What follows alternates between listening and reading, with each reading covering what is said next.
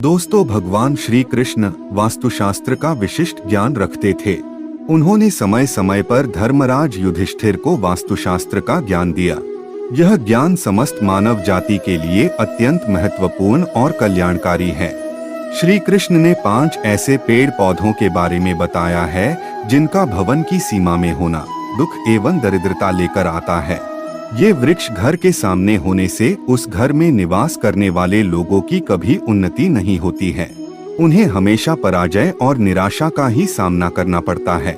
दोस्तों, वास्तुशास्त्र के अनुसार वृक्ष तथा पौधे हमारे भवन की सुंदरता को बढ़ाते अवश्य है, साथ ही ये वातावरण को शुद्ध रखते हैं।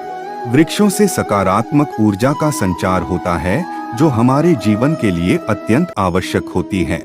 वृक्ष नकारात्मकता को कम करके वातावरण को अधिक सकारात्मक बनाने का कार्य करते हैं। घर के सामने शुभ पेड़ पौधे लगाने से घर में बरकत आती है। साथ ही ये पेड़ पौधे कई प्रकार के वास्तु दोषों को नष्ट करते हैं। घर के आंगन में खड़े वृक्ष देवताओं के समान हमारे घर की रक्षा करते हैं।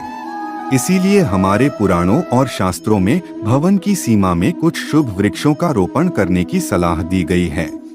आज हम जानेंगे हमारे घर की सीमा में कौन से वृक्ष तथा पौधे होने चाहिए और कौन से वृक्ष नहीं होने चाहिए।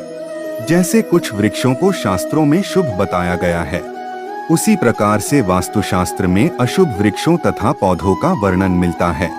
इन वृक्षों का घर की सीमा में होना अशुभ और अमंगलकारी होता है। ये वृक्ष घर के सामने होने से दुख तथा दरिद्रता का ही सामना करना पड़ता है। इन वृक्षों के सानिध्य में रहने पर धन का नाश होता है, शत्रुओं में वृद्धि होती है, मनुष्य अपना मान सम्मान तक खो देता है। इसीलिए यदि आपने भी जाने अनजाने में अपने घर के आंगन में अथवा घर के अंदर ऐसे वृक्ष तथा पौधे लगाए हैं तो बिना देरी किए उन्हें तुरंत हटा देना चाहिए। सबसे पहली बात है, घर के मुख्य द्वार को हमेशा ही लताओं से, फूलों और पौधे से सजाकर रखना चाहिए। मुख्य द्वार जितना सुंदर और सुशोभित होगा उस घर में उतनी ही अधिक सुख शांति बनी रहेगी। किंतु ध्यान रहे, मुख्य द्वार पर किसी भी वृक्ष की छाया नहीं पड़नी चाहिए। इससे छाया वेध निर्माण होता है और परिवार में समस्याएं उत्पन्न होने लगती है। दूसरी बात है, भवन के आग्नेय कोण में और नैऋत्य कोण में किसी भी प्रकार के वृक्षों को लगाना शुभ माना नहीं जाता। ये वृक्ष जल्दी ही सूख जाते हैं और अशुभ परिणाम प्राप्त होते हैं। तीसरी बात है, घर की उत्तर दिशा में पाम और कनक चंपा का पौधा लगाया जाता है तो धन में वृद्धि होती है। चौथी बात है, यदि घर का मुखिया व्यापार करता है तो उसे घर की सीमा में नीम और बेल के वृक्ष का रोपण करके उनका पालन पोषण करना चाहिए।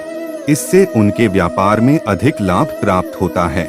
पांचवी बात है, भवन के परिसर में कहीं भी ऊपर की तरफ जाने वाली लता बहुत ही शुभ परिणाम देती है, किंतु अगर लता ऊपर से नीचे की तरफ आती है तो अधोगति होती है और दुख भोगने पड़ते हैं। यदि इस स्थान पर कोई मनी प्लांट लगा हुआ हो तो और भी अधिक शुभ फल मिलते हैं। छठी बात है, केले का पेड़ भवन के लिए बहुत ही अधिक शुभ माना जाता है, लेकिन इसे घर के पीछे लगाना चाहिए। यदि इसे घर के सामने लगाना हो तो तुलसी के पौधे के पास लगा सकते हैं।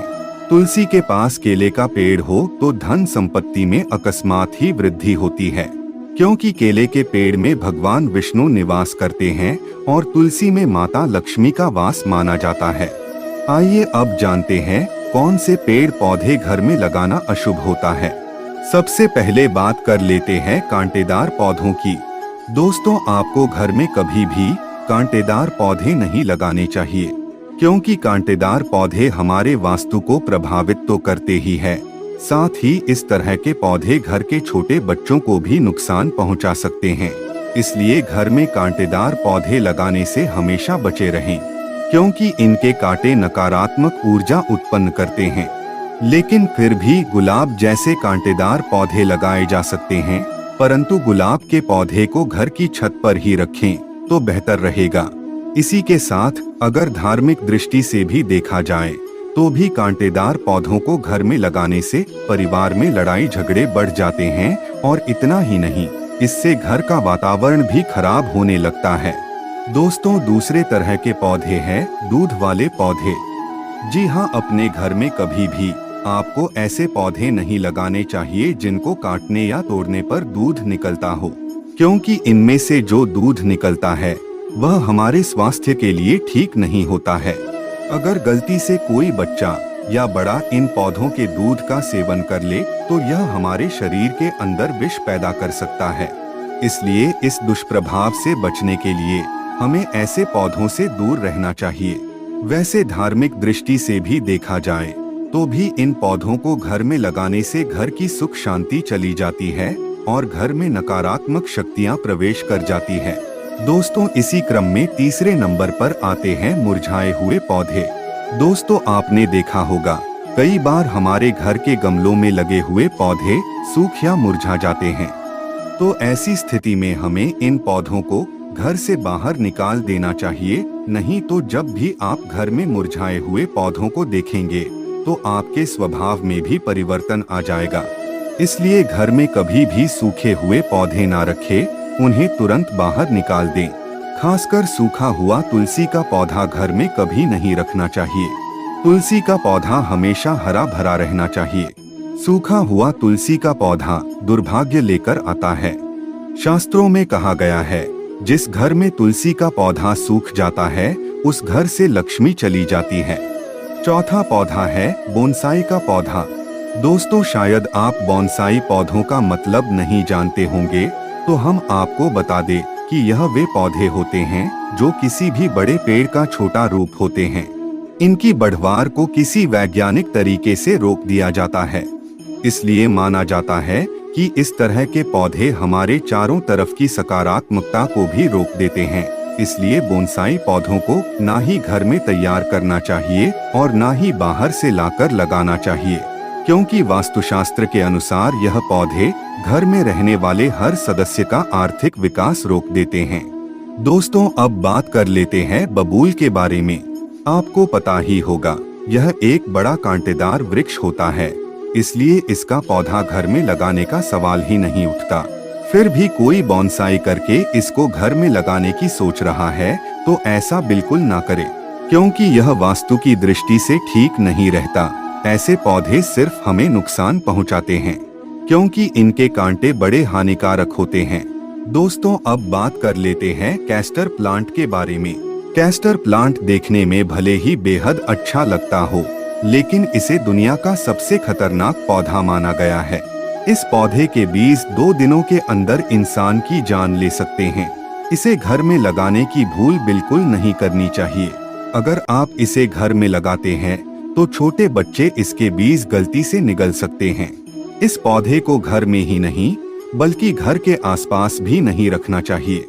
अगर आसपास ये पौधा हो तो तुरंत इसे उखाड़कर फेंक दे। दोस्तों, अब बात कर लेते हैं बेर के पौधे के बारे में। कहा जाता है कि फलों में गिने जाने वाले बेर को खाने के लिए लोग इसे अपने घर में भी लगा लेते हैं, लेकिन यह गलत है। कहते हैं इसे लगाने से घर में नकारात्मक शक्तियां आ जाती हैं। केवल इतना ही नहीं, धार्मिक दृष्टि से भी अगर देखा जाए तो बेर के पौधे के घर में होने से आर्थिक समस्या बढ़ने के साथ ही धन की हानि भी होने लगती है। इस कारण से इसे घर में नहीं लगाना चाहिए। दोस्तों, अब बात कर लेते हैं घरों में सबसे ज्यादा लगाए जाने वाले पौधे मनी प्लांट के बारे में। दोस्तों, अगर आप अपने घर में तरक्की चाहते हैं तो घर के मुख्य द्वार पर आपको मनी प्लांट लगाना चाहिए। ऐसा करने से आपको नौकरी और व्यापार में तरक्की मिलेगी, परंतु मनी प्लांट के पौधे को लगाने के दौरान इस बात का अवश्य ध्यान रखें कि इसकी लंबाई दीवार से अधिक ना हो जाए। इससे आपके जीवन में परेशानियां आनी शुरू हो सकती हैं। मनी प्लांट का पौधा कभी खरीद कर नहीं लाना चाहिए, बल्कि इसे दूसरे स्थान से चुराकर लाना चाहिए, तभी इसका शुभ फल प्राप्त होता है। अब बात करते हैं पपीते के पेड़ के बारे में। वास्तुशास्त्र के अनुसार घर में कभी भी पपीते का पेड़ नहीं लगाना चाहिए। यह पेड़ घर के लिए बहुत ही अशुभ होता है। अगर यह पौधा अपने आप उग जाए तो इसे तुरंत उखाड़ना चाहिए। जब फल खत्म हो जाए तो उसके बाद इसे उखाड़कर फेंकना चाहिए। अगर पीपल का वृक्ष भवन की पूर्व दिशा में होता है तो घर में निर्धनता व्याप्त हो सकती है। वटवृक्ष घर की पश्चिम दिशा में हो तो घर में शोक का काल चिरकाल तक रहता है। दक्षिण दिशा में तुलसी का पौधा हो तो संतान को पीड़ा सहन करनी पड़ती है। किसी भी मृत वृक्ष की छाया घर पर पड़ती है तो यह मृत्यु सूचक होता है। मृत वृक्ष को तुरंत उखाड़ देना चाहिए। तो दोस्तों, इस प्रकार से वास्तुशास्त्र में घर में लगाए जाने वाले पेड़ पौधों के बारे में महत्वपूर्ण जानकारी दी गई है। कमेंट में जय श्री कृष्ण जरूर लिखें। साथ ही वीडियो को लाइक करना न भूले और दोस्तों के साथ शेयर करें। ऐसी ही जानकारी पाने के लिए चैनल को सब्सक्राइब जरूर करें। आप सभी का धन्यवाद।